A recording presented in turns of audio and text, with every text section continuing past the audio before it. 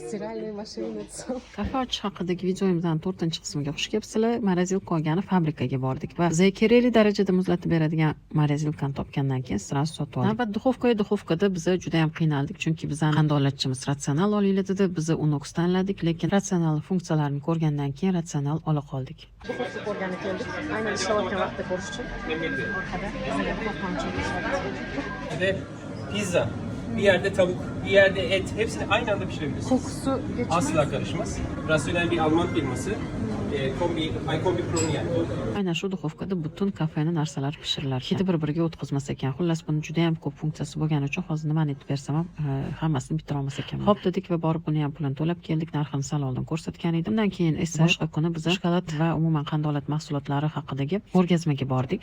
Ko'rgazmada bizani qandolatchimiz chiqadilar. Biz esa gruppa podдержки uchun yonlarida bo'ldik. Ko'rgazmada Turkiya va boshqa davlatlardan tashrif buyurgan ishtirokchilar o'z mahsulotlarini namoyish qilishdi. Bundan tashqari o'z mahoratini ko'rsatish uchun turli xil qandolatchilar shirinlik va boshqa mahsulotlarni Kex İstanbul Patisserie şefi ve kurucusu Harun Daş bizlerle birlikte olacak. %100 yenilebilir Fransız pastacılığından Şef Tabağı isimli workshop'ıyla ben yüksek alkışlarınızla Harun Daş'ı sahneye davet ediyorum.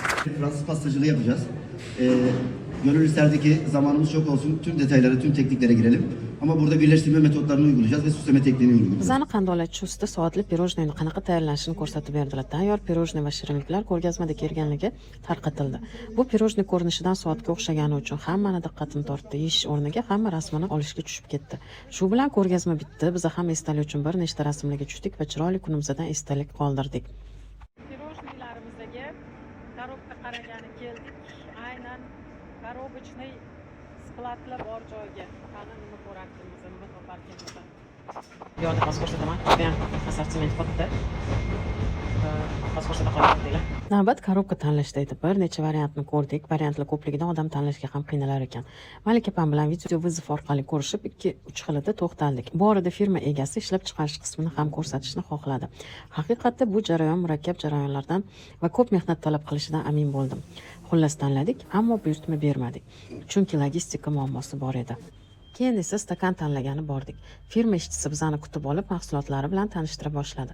Bu yerda ham Malika opam bilan onlayn gaplashib, variantlarni ko'rib, bu ishimizni ham hal qildik. Stakanlardan bizning ichimliklarga moslaridan bir nechtasini tanladik. Ular yengil bo'lgani uchun logistika muammo bo'lmadi. Ishimiz bitdi, alhamdulillah dedim va Toshkentga ketishga tayyorgarlik ko'ra boshladim. Rasmlarda esa kafemizda bo'ladigan pishiriqlardan ba'zilari. Yaqinda ochilishimiz bo'ladi. Hammanglarni kutamiz. Ungacha esa Allohga omonat bo'linglar.